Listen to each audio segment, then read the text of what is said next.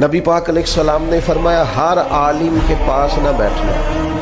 اس عالم کے پاس بیٹھنا جو تمہیں 5 چیزوں سے نکال کے 5 چیزوں میں داخل کر۔ یا رسول اللہ صلی اللہ تعالیٰ علیہ وسلم کون کون سی؟ تو حضور نے فرمایا اس عالم کے پاس بیٹھنا جو تمہیں شک سے نکال کے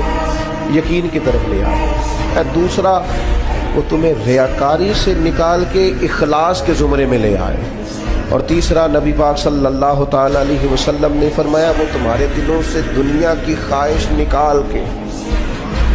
اور تمہارے دل میں تمہارے رب جو تمہیں آخرت میں چیزیں دینے والا ہے اس کی محبت تمہارے دلوں میں پیدا کر دے۔ اور چوتھے نمبر پہ نبی پاک علیہ السلام نے فرمایا اس شخص کے اس عالم کے پاس بیٹھو جو تمہیں تکبر سے نکال کے عاجزی کی طرف لے جائے، اور پانچواں اللہ کے محبوب علیہ السلام نے فرمایا اس عالم کے پاس بیٹھو جو تمہیں دشمنی سے نکالے۔